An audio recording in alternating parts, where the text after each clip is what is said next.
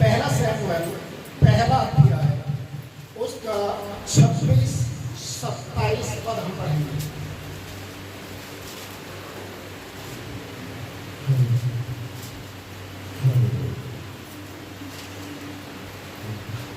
तब हन्ना ने कहा, हे मेरे प्रभु, तेरे जीवन की शपथ, हे मेरे प्रभु, मैं वही स्त्री हूँ जो तेरे पास यहीं खड़ी होकर यहोवा से प्रार्थना की थी। यह वही बालक है जिसके लिए मैंने प्रार्थना की थी और यहोवा ने मुझे मुंह मांगा कर दिया है।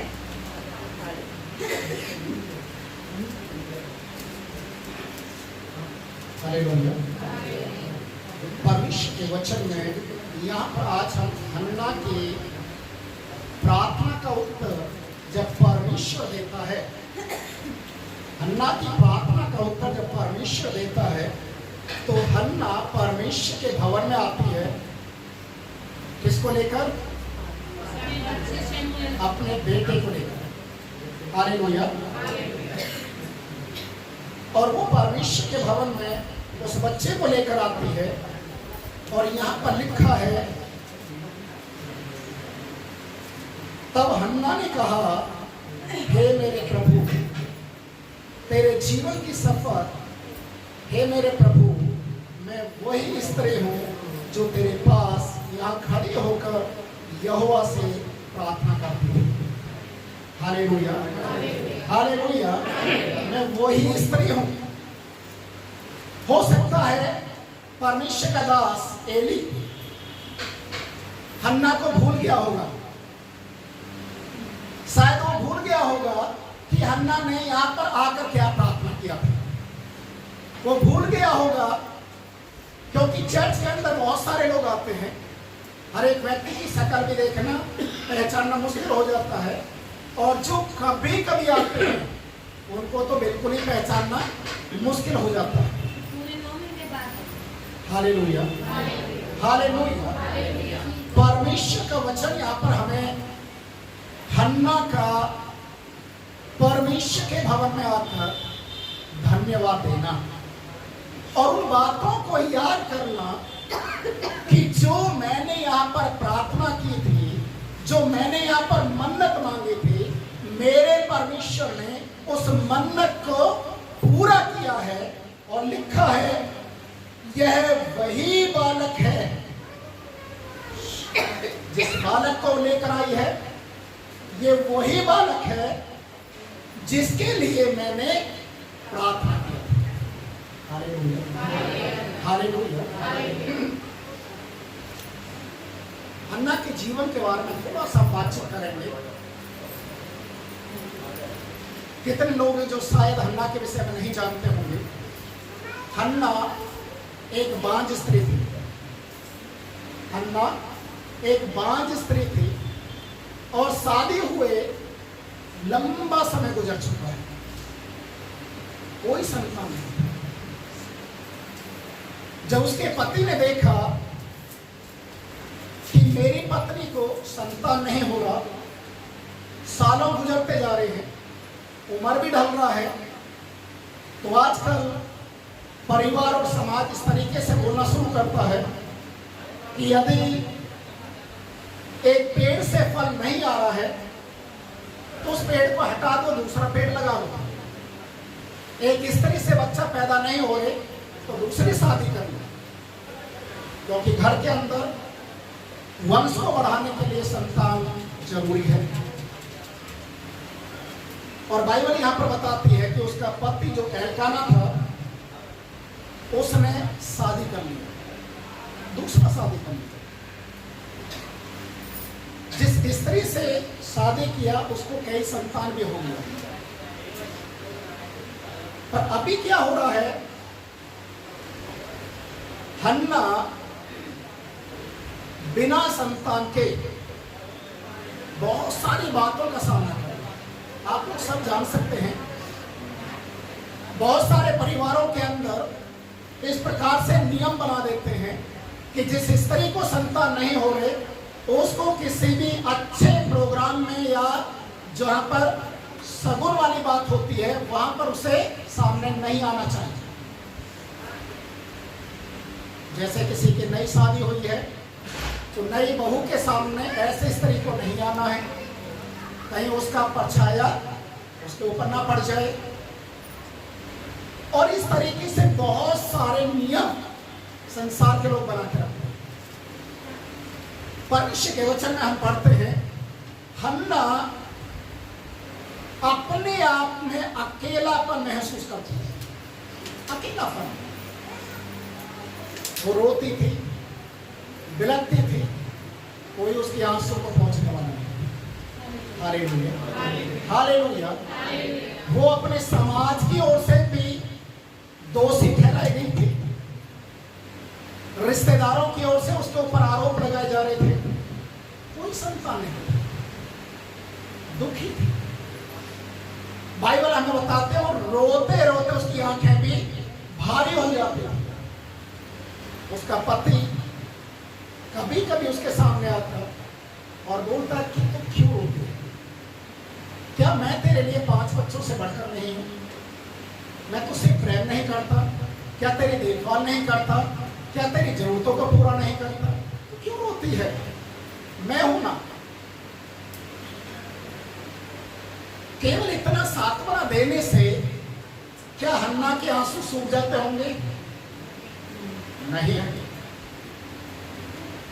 जो दूसरी स्त्री से बच्चे हुए, वो बच्चे भी इसको चिढ़ाना शुरू कर दिए। बांझ ऐसा एक शब्द है जिस स्त्री को बोला जाए, चाहे वो बच्चे वाली क्यों ना हो, बांझ शब्द सुनकर एक तरीके की गाली होती है।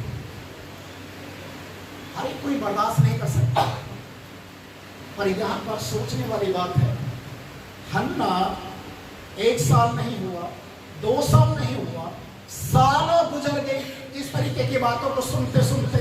और बाइबल बताते वो इतने ज्यादा दुखी हो चुके थे, इतने ज्यादा दुखों को अपने अंदर में संजो के रखे थे कि उसके आंखों में आंसू तक नहीं आते थे।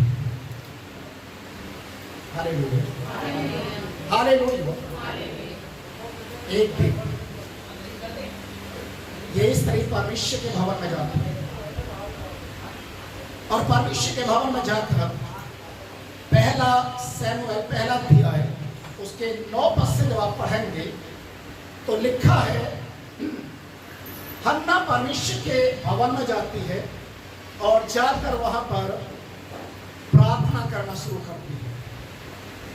और उसकी प्रार्थना जो प्रार्थना करती है, तो बाइबल में लिखा है उसके होठ हिलते थे, हाँ, आंखों से आंसू आ रहे हैं, होठ हिल रहे हैं, शरीर में कपकपी बंधा हुआ है, पर कोई शब्द नहीं निकल पा रहा। Hallelujah, hallelujah. परमेश्वर के वचन में हम पढ़ते हैं कि उसने परमेश्वर के सामने क्या प्रार्थना किया? हे प्रभु, 11 पद में लिखा है, कोई ऊंची आवाज में पढ़ सकता है।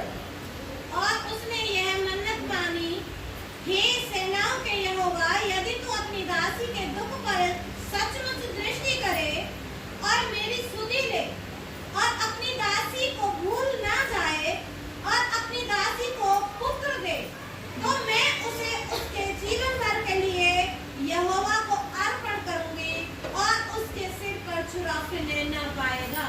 Hallelujah, hallelujah.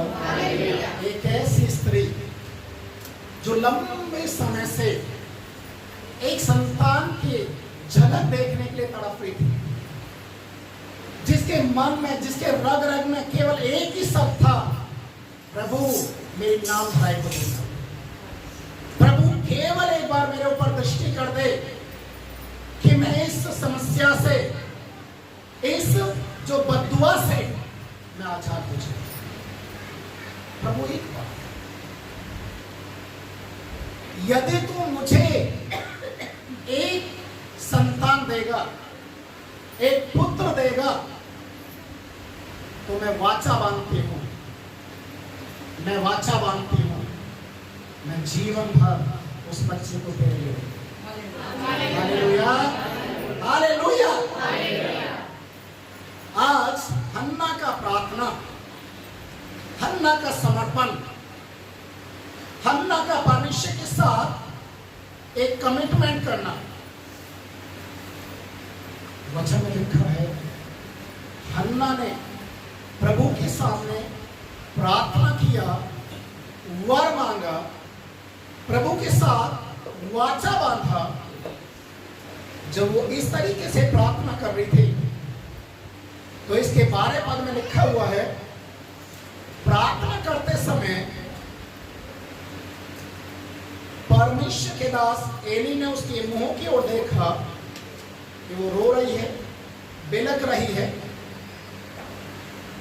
उसने सोचा शायद ये नशे में, शायद ये नशे में। आपको मालूम है बहुत सारी स्त्रियां नशा करती हैं, बहुत सारी स्त्रियां ये नशे में आ गई, शायद गलती से अपना घर का दरवाजा भूल गई है, परमेश्वर के भवन में आकर बैठी। काफी लंबा टाइम हो गया, एली दूर कुर्सी पर बैठा हुआ ये सब कुछ देख रहा था। जब काफी देर हो गया तो एली उसके पास आया और बोला, अपना नशा उतार और यहां से जा, तेरे घर वाले मेरा इंतजार कर रहे होंगे, शायद किसी को पता नहीं होगी तू कहां है। शब्द नहीं सुन रहा, और इस स्त्री ने जब अपने मुंह को खोला तो एक शब्द निकला। क्या शब्द था? नहीं, हे मेरे प्रभु, मैं तो दुखिया हूँ। मैं तो दुखिया हूँ। हालेलुया। देखिए, दुख और दुखिया में बहुत जमीन आसमान का अंतर है। दुख, चोट लग गया, दुख हो गया, आंसू बहा लिए, पटनी करवा लिया, ठीक हो। और दुखिया मतलब दुखों को लगातार झेलते झेलते जा रही है और अब वो फुल हो चुके दुखों से, सर से सर तक वो दुख भर चुके। मैं क्या हूं? मैं क्या हूं? दुखिया हूं। मुझे ओछी स्त्री मत जान, मैं कोई नशे में नहीं हूं। नीचे शब्द में और क्या लिखा है? न तो मैंने बात मधु पिया है और न मदरा, मैंने अपने मन की बात छोड़कर यहोवा से कही है। अपनी दासी को ओछी स्त्री न जान, जो कुछ मैंने अब तक कहा है वह बहुत ही शोकित होने के और चिढ़ाई जाने के कारण कहा है। Hallelujah, hallelujah. यहाँ पर वो कहते हैं कि प्रभु, मैंने जो कुछ प्रभु के भवन में बोला है, प्रभु की उपस्थिति में बोला है, वो बहुत ही दुखी होने के कारण और चिढ़ाए जाने के कारण से बोला है। मुझे ओछी स्त्री मत जान। हालेलुया, मुझे ओछी स्त्री मत जान। अजी जो दुख उसका भरा हुआ है, परमेश्वर के सामने निकाल रही है।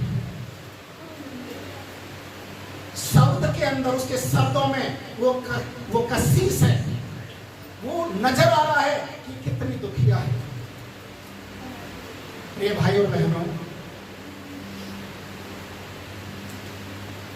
एक बहन हमारे बीच में यहां पर है। मुझे मालूम है जब उसकी शादी को हुए कई साल हो चुका था और उसको कोई संतान नहीं था, वो इस समय यहां पर चर्च में बैठी, संतान नहीं हुआ। हमारे सुनने में आया कि उनका तलाक होने वाला है। जहां भी दिखाया सब लोगों ने बोला उसको कोई संतान नहीं हो सकता। जब हमारे सामने ये बात आई तो हमने प्रार्थना करना शुरू किया कि प्रभु आपके जीवन में अद्भुत कार्य करिए, और उनके लिए प्रार्थना करना शुरू किया, प्रभु से मांगना शुरू किया कि प्रभु आप इनके दुखों को आप जानते हैं, परिस्थिति को आप बदल सकते हैं। और प्रार्थना करते हुए हमने अधिकार के साथ आशीष की घोषणा किया और प्रभु ने उनकी कोख को खोल दिया। हालेलुया। आज आपको मालूम है उनके पास कितने बच्चे हैं? यही है वो स्त्री देखने की खास। भूलना नहीं, कहीं भी रास्ते में दिखाई दे तो भूलना कि यही है वो स्त्री जिसने 4 बच्चों की आशीष पाई। Hallelujah, hallelujah. मैंने तो प्रभु से जो मांगे थे, लेकिन पास्टर जी ने आशीर्वाद दिया कि इतने होंगे कि तुम खिलाते रहोगे। तो आज भी मेरे तो इतना है कि मैंने खिला भी नहीं पाती। लेकिन प्रभु का बहुत बहुत धन्यवाद। प्रभु ने मुझे इतने मुश्किलों से यहाँ पे कि पास्टर जी ने सब पता, मेरे खुद क्या ना मेरा साथ छोड़ दिया, मम्मी पापा भाई बहन सब ने। लेकिन पास्टर जी ने उस टाइम मेरा साथ दिया जब मेरे साथ कोई नहीं था। यहाँ तक कि मेरे पति ने मेरे साथ छोड़ दिया। मैंने कहा ऐसा मैं कभी नहीं भूल सकती। मैंने इनको अपना बड़ा भाई अपना पिता सब कुछ माना, लेकिन कुछ किसी गलती और काम में नहीं आ पा रही थी। मेरे अंदर बहुत सी कमी आ गई है जो कि मैंने इनका सामना नहीं कर पाते। मैं यही दुआ करती हूँ परमेश्वर मैं पहले खुद को तैयार करूँ फिर मैं इनका सामना करूँ, लेकिन मुझसे नहीं हो पा रहा था। Hallelujah, hallelujah. जब एक व्यक्ति इस कंडीशन में होता है, परमेश्वर के वचन में लिखा है उसके पास शब्द नहीं होते, शब्द नहीं होते। हन्ना के पास कोई शब्द नहीं था, पर उसने अपनी सफाई में एक शब्द को जरूर से कहा है, मैं ओछी स्त्री नहीं और ना ही मैं नशा करने वाली हूं,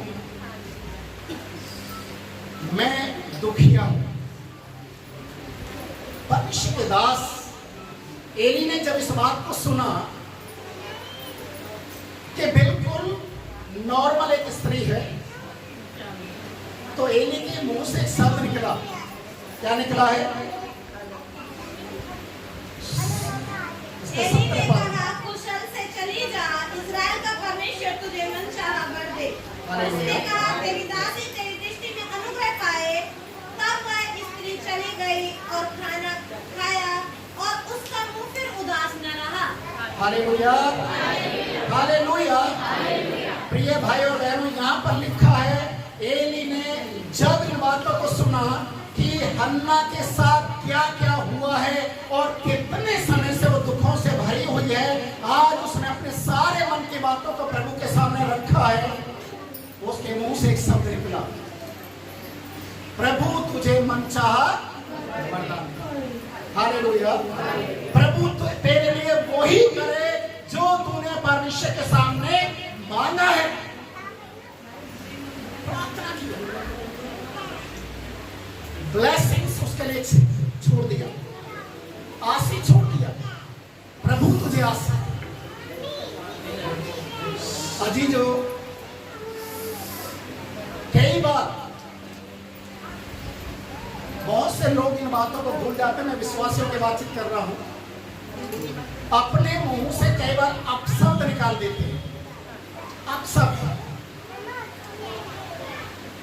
किसी के लिए बददुआ जैसा शब्द भी निकाल देते हैं, पर उस बात को भूल जाते हैं कि जो शब्द आप अपने मुंह से निकाल रहे हैं वो शब्द आपके नहीं है, वो शब्द आपके नहीं है। आपके मुंह के अंदर प्रभु की आत्मा विराजमान है। Hallelujah, hallelujah. नीति वचन में लिखा है मनुष्य के मुंह में जीवन और मृत्यु दोनों है। जो उसे वश में करना जानता हो, काम में लाना जानता है, वो उसका फल भी पाता है। और यहाँ पर एली ने कहा, परमेश्वर तुझे मनचाहा वरदान। वो खड़ी हुई, अपने घर में गई, खाना वाना खाया, नहाना धोना किया, और वचन में लिखा है फिर वो उदास नहीं हुई। हालेलुया, उदास नहीं हुई। क्यों नहीं उदास हुई? क्योंकि अपने सारे बोझों को कहाँ छोड़कर आ गई? Hallelujah, hallelujah. मत्ती रचित सुसमाचार 11:28 पर में लिखा है, मेरे पास आ। प्रभु यीशु मसीह क्या कहते हैं? सब परिश्रम करने वाले, जितने बोझों से दबे, जितने समस्याओं में हैं, जिनकी कोई नहीं सुन रहा, जो कहीं से भी आशीष नहीं पा रही, मेरे पास आओ, क्योंकि मैं तुम्हें विश्राम दूं। हालेलुया, मैं तुम्हें शांति दूंगा।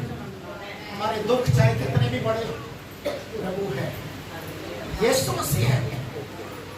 आपको मालूम है, कई लोग मेरे से जो पहली बार जैसे लोग मिलते हैं,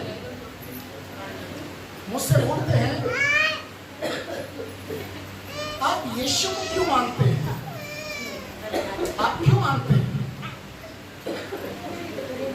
मैं उनको एक ही चीज को कहता हूँ, मैं यीशु को इसलिए मानता हूँ क्योंकि यीशु मसीह मेरे अंदर है। अगर वो यीशु मसीह मेरे अंदर नहीं होता तो मैं दुनिया में जीवित नहीं होता। Hallelujah, hallelujah. मैं कई बार एक गवाही को मैंने शेयर किया। मैं एक बार ऐसा ही प्रचार कर रहा था और मुझे नहीं मालूम, जहां मैं प्रचार कर रहा हूं वहीं पर एक व्यक्ति जो ज्योतिषी था वो बैठा हुआ था, जो हस्तरेखा देखता है। वो बार बार मेरे हाथों की ओर ध्यान दे रहा था, पता नहीं क्या था क्या नहीं। प्रार्थना जैसे खत्म हुआ, प्रचार खत्म हुआ, ये व्यक्ति मेरे से बोला, मैं हाथों की हस्तरेखा को देखकर लोगों का भविष्य बताता हूं और मेरी भविष्यवाणी कभी भी झूठी नहीं ठहरती। पर मुझे एक बात समझ में नहीं आ रहा, आपके हाथ की लकीर मैंने देखा, दूर से मैंने देखा है, आप जिंदे क्यों हैं? आप जिंदे क्यों हैं? मैंने बोला कि आप कहना क्या चाह रहे हैं? बोला आपके हाथ की लकीर तो ये खत्म हो चुकी है, आप तो कब के मर जाने चाहिए थे। मैंने बोला हाँ मैं मर चुका हूँ। जैसे मैंने उसको बोला कि मैं मर चुका हूँ तो वो डर गया, मरा हुआ व्यक्ति मेरे से बातचीत कर रहा है। मैंने बोला मैं मर चुका हूँ, मेरे अंदर यीशु मसीह जिंदा है, इसलिए मैं हालेलुया, हालेलुया। वो हस्तरेखा देखने वाला परेशान हो गया, मेरा यीशु मसीह जीवन देने वाला है। हालेलुया, मेरा यीशु मसीह सब कुछ कर सकता है। और बाइबल में लिखा है, हन्ना अपने घर में गई, अपने सारे दुखों को प्रभु के भवन में छोड़कर आई। तो फिर उदास नहीं हुई, इंतजार करती, इंतजार। मेरा परमेश्वर, जब मैंने परमेश्वर से मांगा है, प्रभु जरूर से मुझे देगा। मेरे प्रभु के दास ने बोला है, तुझे परमेश्वर मुंह मांगा वरदान देगा। मैं वेट कर रही हूँ, मैं इंतजार कर रही हूँ, प्रभु तेरा वरदान मुझे देगा। Hallelujah, hallelujah. उस वरदान को देखने के लिए, उस आशीष को पाने के लिए आपको इंतजार करना पड़ेगा। परमेश्वर के प्रति पूरा ईमानदारी और पूरे पवित्रता के साथ उसका इंतजार करना, प्रभु का ब्लेसिंग, प्रभु का आशीर्वाद आएगा।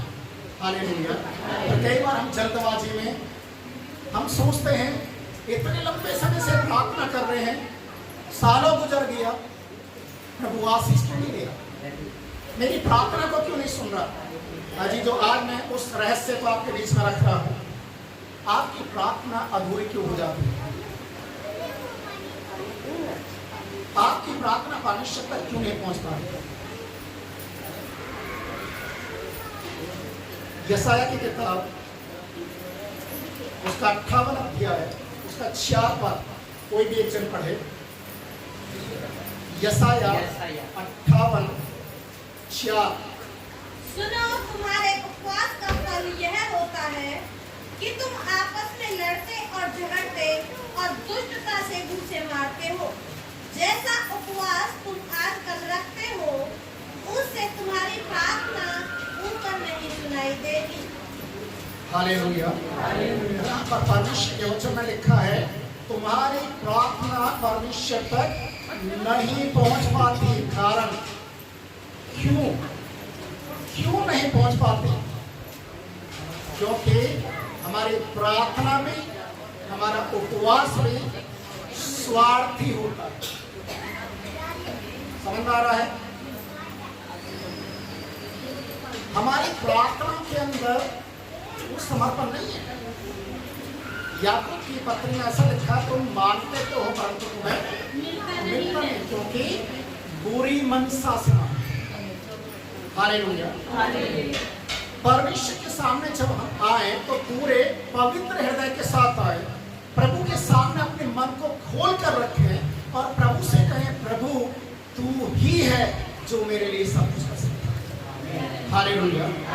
भजन संहिता उसका 34 अध्याय का 8वां पद भी आप पढ़ेंगे। भजन संहिता 34 का 8। परख कर देखो कि यहोवा कैसा भला है। परख कर देखो कि यहोवा कैसा भला है। परमेश्वर आपके सामने एक चुनौती रख रहा है, और वो चुनौती क्या है? चुनौती क्या है? उसे परखना है। आपने पता नहीं किस किस को परखा होगा, है ना? कितने देवी देवता, भगवान, गुरु जी, है जो धार्मिक स्थान, पता नहीं कहाँ कहाँ आप लोग गए होंगे। दुनिया के लोग जा रहे हैं। बीमार हो गए तो डॉक्टरों को बदलना शुरू कर देते हैं। एक डॉक्टर नहीं तो दूसरा, दूसरा नहीं तो तीसरा, जारी कर रहे हैं लोग। पर परमेश्वर प्रभु यीशु मसीह एक बात को कहता है, आपने किसको देखा, किसको नहीं देखा, किसके पास गए, किसके पास नहीं गए, किसको परखा, नहीं परखा, आशीष मिला, नहीं मिला, आज मैं तुमसे कहता हूं, मुझे परख कर हालेलुया, मुझे परख कर देखो।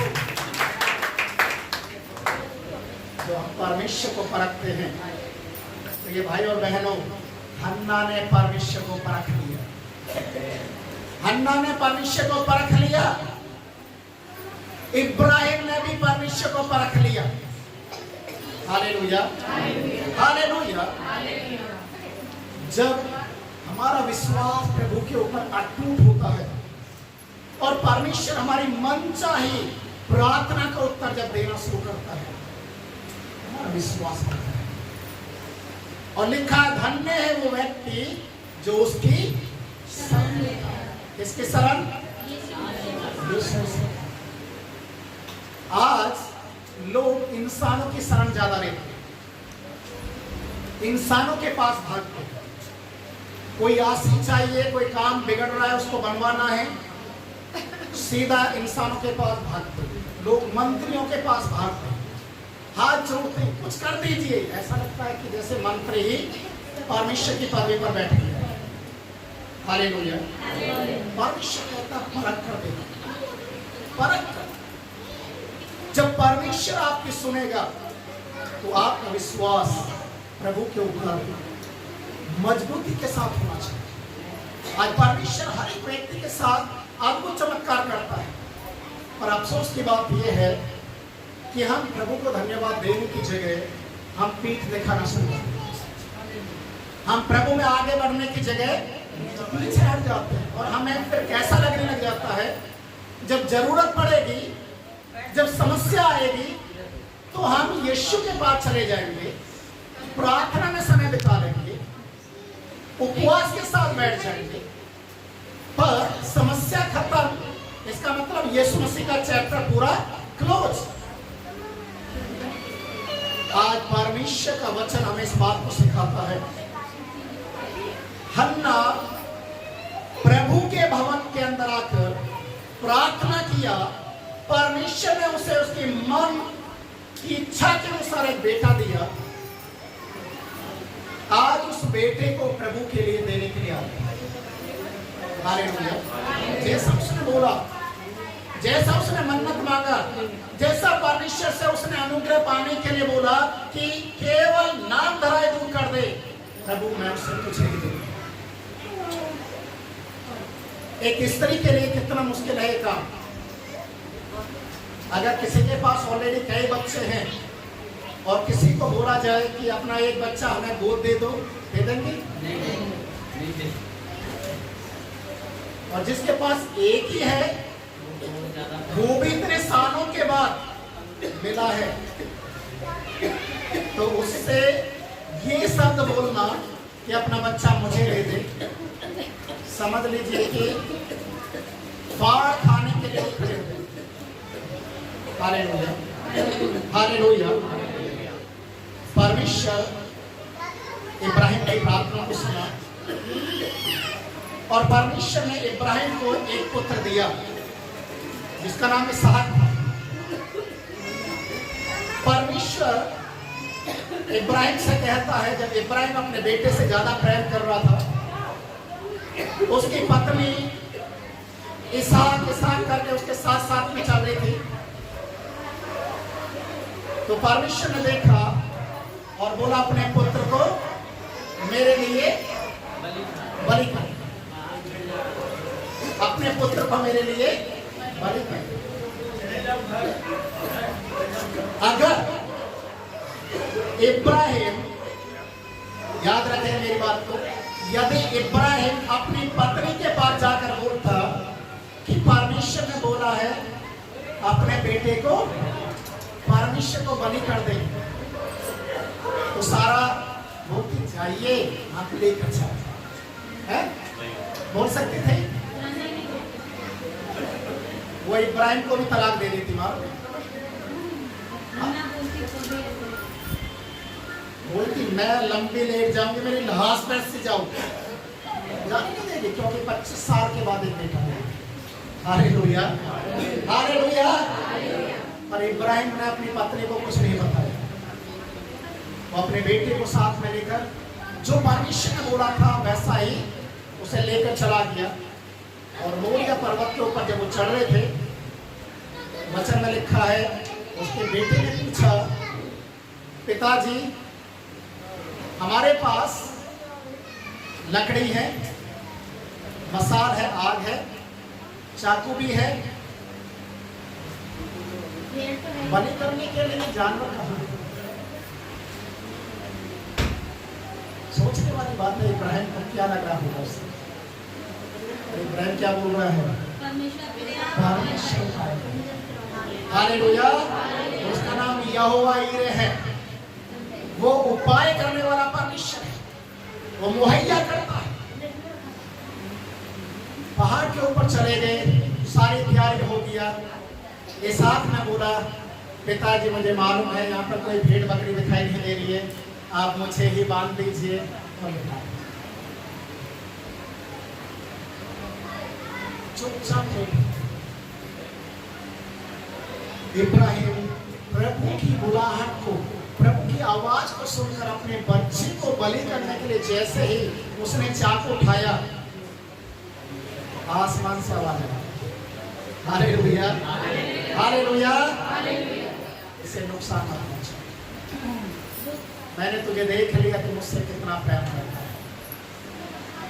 और जैसे ही परमेश्वर ने बोला उसे हटाने के लिए और वहीं पर बलि के लिए एक मेढ़ा जो उसको दिखाई दिया। Hallelujah, hallelujah. प्रभु जो हमें किसी काम को करने के लिए कहता है, आना कानी ना करो। यस, प्रभु आपने कहा मैं करूंगा, क्योंकि प्रतिफल आप देने वाले हैं।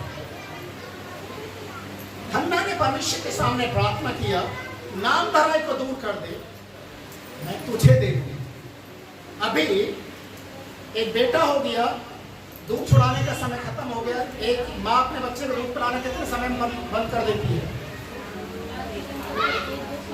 2 साल, 3 साल, 5 साल, है ना? 5 साल तक तो शायद कोई पिलाती होगी माँ अपने बच्चे को। पर वचन में लिखा, जैसे दूध छुड़ाया बड़े बाजे और गाजे के साथ में वो बहुत सारा सामान लेकर गई है, बहुत कुछ लेकर गई और परमेश्वर के भवन में जाकर उसने परमेश्वर को धन्यवाद देना सीखा। और परमेश्वर के दास से कहा है, प्रभु के दास, जो मैंने यहाँ पर मांगा था प्रभु ने मेरी प्रार्थना को सुना, ये वही बेटा है जो मैंने परमेश्वर से प्रार्थना करके मांगा है। और आज मैं अपने वादे के अनुसार इसे जीवन भर के लिए प्रभु के लिए मैं अर्पित करता हूं। हालेलुया। भविष्य के लिए दे दें। हो सकता है उसका पति, उसके परिवार के लोग शायद वो आनाकानी कर रहे होंगे, हो सकता है उसको 10 बातें बोल रहे होंगे, तो पागल है, बेवकूफ है, इतने साल के बाद प्रभु ने तेरी कोख को खोला, एक बच्चा मिला उसको भी दे दिया। अजी जो बहुत सारी चीजें जब हम संसार में रहते हैं, हमारे अपने ही परिवार के लोग हमें आशीष पाने से रोकने के लिए टांग अड़ा देते हैं। Hallelujah, hallelujah. चर्च में जाने की जरूरत नहीं है, एक आध संडे मिस कर दो, बाइबल डेली पढ़ने की जरूरत नहीं है, कभी कभी पढ़ दो। उपवास रखने से क्या फायदा है, शरीर में कमजोरी आ जाएगा, मत रखो। दसवां देने की जरूरत नहीं, घर में एक व्यक्ति दे देगा काफी है, बाकी सबका घर में ही रखो। आपके ही लोग आपको आशीष पाने से रोकने के लिए कोशिश करेंगे। और हन्ना को देखिए, हन्ना ने किसी की भी नहीं सुना, उसने सुना वो जो उसने परमेश्वर के सामने मन्नत मांगा। Hallelujah, hallelujah. परमेश्वर को अर्पित जैसे अपने बच्चे को किया, वचन में लिखा है,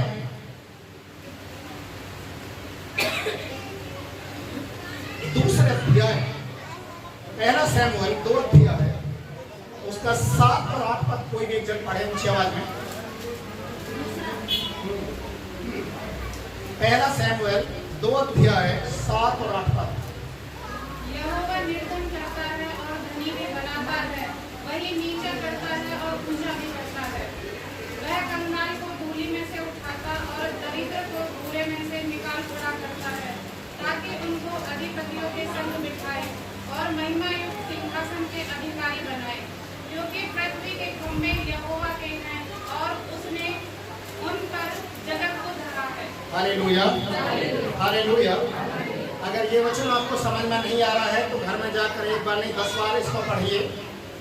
वचन में लिखा है, परमेश्वर निर्धन करता है, निर्धन और धनवान भी बनाता है। दोनों चीजें हैं। निर्धन भी करता, निर्धन किनको करेगा? जो प्रभु के दशवांश की चोरी करेंगे, याद रखे मेरी बात को। और धनी उनको करेगा जो प्रभु की इच्छा के अनुसार अपना दशवांश निकालते हैं। वही नीचा करता है। नीचा किसको करता है? जो प्रभु को पीठ दिखाते हैं। और ऊंचा, वही ऊंचा करता है उनको जो प्रभु के चेहरे को निहारते हैं। Hallelujah, hallelujah. और लिखा है वो भूरे पर से, कंगाल को भूरे पर से उठाकर खड़ा करता और कहाँ बैठाता है? हालेलुया। आपको मालूम नहीं होगा, ये वचन आपको समझने में थोड़ा सा टाइम लगेगा, और जैसे जैसे आप प्रभु में बढ़ते जाएंगे, आप अपनी स्थिति को देखेंगे और उसके कुछ सालों के बाद परमेश्वर आपको कहां से उठाकर कहां बैठा रहा है, किन लोगों के बीच में आपको आदर के योग्य बना रहा है, और वो प्रधानों के साथ, राजाओं के साथ आपकी तुलना कर रहा है। आपको उस समय समझ में आएगा आपके परमेश्वर ने कहां से उठाकर आपको कहां पहुंचाया। Hallelujah, hallelujah. बड़े बड़े लोग आपके शब्दों का सुनने के लिए वो व्याकुल हो जाएंगे, बोलेंगे आप कुछ बोलिए, आप मेरे लिए प्रार्थना कीजिए। आपके शब्दों में, आपकी प्रार्थना में ताकत है। आपकी प्रार्थना परमेश्वर सुनेगा, सुनता है। मेरे लिए प्रार्थना। Hallelujah, hallelujah. प्रभु आपको पूरा बदल देगा, पूरा बदल देगा। फिर आप अपने लिए नहीं, केवल यीशु के लिए जीना शुरू कर देंगे। हालेलुया।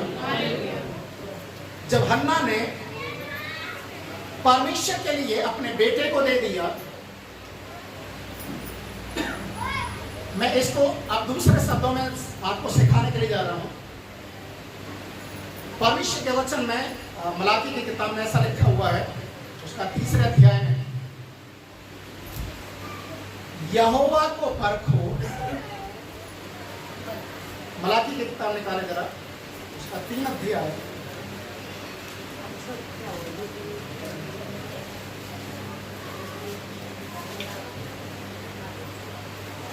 इसके 8वें पद से आप पढ़ेंगे जरा। क्या मनुष्य परमेश्वर को धोखा दे सकता है? पर देखो, तुम उसको धोखा देते हो और तुम पूछते हो, हमने किस बात में तुझे लूटा है? दशमांश और उठाने की भेंटों में तुम पर भारी श्राप पड़ा है, क्योंकि तुम मुझे लूटते हो। वरन सारी जाति ऐसा ही करती है। सारे दशमांश भंडार में ले आओ कि मेरे भवन में भोजन वस्तु रहे। और सेनाओं का यहोवा यह कहता है, ऐसा करके मुझे परखो कि मैं आकाश के जड़ों के खोलकर तुम्हारे लिए, तुम्हारे ऊपर अपरंपार आशीषों की बारिश करता हूँ कि नहीं। मैं तुम्हारे लिए नाश करने वाले को ऐसा भूनूंगा कि वह तुम्हारी भूमि की उपज नष्ट न करेगा और तुम्हारी दाखलताओं के फल कच्चे न गिरेंगे। यहाँ पर परमेश्वर का वचन कहता है कि परमेश्वर को परखो, परमेश्वर को परखो कि वो तुम्हें आशीष देता है या नहीं देता। हम परमेश्वर के लिए देने के कारण हम परखते हैं परमेश्वर को। और परमेश्वर जब आशीष देने पर आता है तो वो ऐसा आशीष देता है कि दुनिया की कोई ताकत उसे फिर छीन नहीं सकती। Hallelujah, hallelujah. यहाँ पर परमेश्वर का वचन कहता है कि मुझे परखो। दान दशमांश देने के कारण तुम लूटते हो परमेश्वर को, तुम चोरी करते हो, इसलिए आशीष तुम्हारे जीवन में नहीं है। Hallelujah, hallelujah. जो आशीष परमेश्वर 1 महीने में देगा, याद रखिए, जो परमेश्वर आपको आशीष 1 महीने में देगा, नहीं देने के कारण वो आशीष शायद मिल तो जाएगा, पर 1 साल नहीं, हो सकता 10 साल लग जाए, हो सकता 20 साल लग जाए। उस समय वो आशीष मिलेगा तो उस समय क्या फायदा होगा? क्योंकि बुजुर्ग लोग एक कहावत कहते हैं, जब दांत थे तो चना नहीं थे, तब चना नहीं थे, अब चना आगे दांत नहीं, क्या फायदा? इजरायली लोगों ने मिस्र देश से छुटकारा पाकर कनान देश में जाने के लिए कितने दिन का रास्ता था? कितने दिन का था? 40 दिन का। समझा रहा हूं, याद रखिए, कनान देश में पहुंचने के लिए सिर्फ 40 दिन का रास्ता था, पर पहुंचे कितने दिनों में? क्यों 40 साल क्यों लग गया? क्योंकि तैयारी नहीं थी वहां तक जाने के लिए। क्योंकि उनका मन प्रभु के सामने सीधा नहीं था। हालेलुया। अगर सीधा होता तो वो 40 दिन में ही कनान देश में पहुंचते और आशीष के वारिस बन जाते। आज विश्वासी लोग क्यों आशीष नहीं पाते? कारण यही है, कारण यही है, क्योंकि प्रभु के लिए ईमानदार नहीं, प्रभु के लिए ईमानदार नहीं है। हन्ना के जीवन से आज हम लोग सीख रहे हैं। हन्ना ने प्रभु के सामने जो वाचा बांधा, उस बेटे को लेकर वो प्रभु के भवन में आ गई और बोलने लगी कि ये वही है जो मैंने परमेश्वर से मांग कर लिया है, आज मैं इसे परमेश्वर के लिए दे दी। वो दे दी, परमेश्वर के लिए दे दिया। मत्ती रचित सुसमाचार 22 अध्याय से 21 पद में एक शब्द और लिखा है, वचन मत्ती 22 का 21।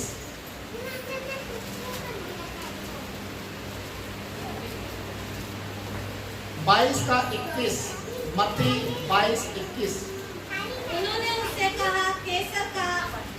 तब उसने उनसे कहा, जो कैसर का है वह कैसर को दो और जो परमेश्वर का है वह परमेश्वर को दो। Hallelujah, hallelujah. प्रभु यीशु मसीह ने कहा जो परमेश्वर का है परमेश्वर को दो, और परमेश्वर को देने के कारण से परखो कैसे आसमान को तुम्हारे लिए हो। जो सरकार का है केसर का, वो केसर को भी दो, क्योंकि केसर अर्थात सरकार। अगर सरकार की आप चोरी करेंगे तो क्या होगा मालूम है?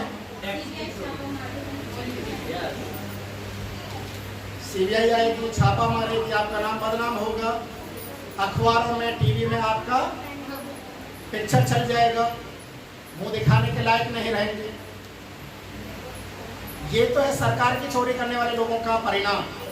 और परमेश्वर के चोरी करने वालों का परिणाम क्या है? दुख, बीमारी, समस्या। Hallelujah, hallelujah, hallelujah. हन्ना ने अपने पुत्र को प्रभु के लिए दे दिया। परमेश्वर कभी भी किसी का कर्जदार नहीं रहता भाई और बहनों। जब आप परमेश्वर के लिए कुछ करते हैं, हाथ को बढ़ाते हैं, तो परमेश्वर आपके मन के अनुसार आपकी इज्जत करता, आपका आदर करता है और वो अपने हाथों को बढ़ाता है। याद रखिए, पहला शमूएल 2 अध्याय उसके 25 पद को भी हम पढ़ेंगे।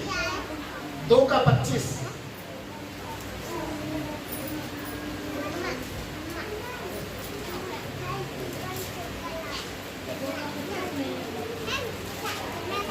ओके 21। पहला शमूएल 2 का 21। सॉरी। यहोवा ने हन्ना की सुधि ली और यहोवा ने हन्ना की सुधि ली और वह गर्भवती हुई और उसके 3 बेटे और 2 बेटियां उत्पन्न हुई। और शमूएल बालक यहोवा के संग रहता हुआ बढ़ता गया। Hallelujah, hallelujah. अरे ये आशीष है या क्या है? ये जो अभी परमेश्वर ने वचन पढ़ा है आशीष है। तो इतना शांति के साथ, जोश के साथ बोलना चाहिए। चाहे मुझे कोई कुछ भी दे या नहीं दे, मैं तो हालेलुया बोलूंगा। Hallelujah, hallelujah. प्रभु किसी का कर्जदार नहीं रहता। हो सकता है हन्ना को उस समय लोगों ने बोला होगा पागल है, एक ही मिला उसको भी दे के आ गई, पागल है। लोग ऐसा कहते हैं, चर्च में जा रहा है, पागल है, धर्म बदल दिया, पागल है। ओ क्या किया? 10वां दे के आ गया। अरे तुझे 10,000 सैलरी मिलती, 1,000 रुपए चर्च में दे के आ गया, पागल है। तेरा पादरी मोटा हो रखा, खा पागल है। Hallelujah, hallelujah. भूल रहे हैं कि हम जो देकर आ रहे हैं उससे 10 गुना परमेश्वर मुझे लौटाने दिया। Hallelujah, hallelujah.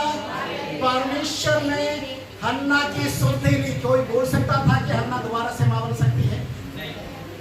कोई कह सकता है? प्रभु ने नहीं, प्रभु ने किया। प्रभु को उसने 1 दिया, प्रभु ने उसे 5 दे दिया। हालेलुया।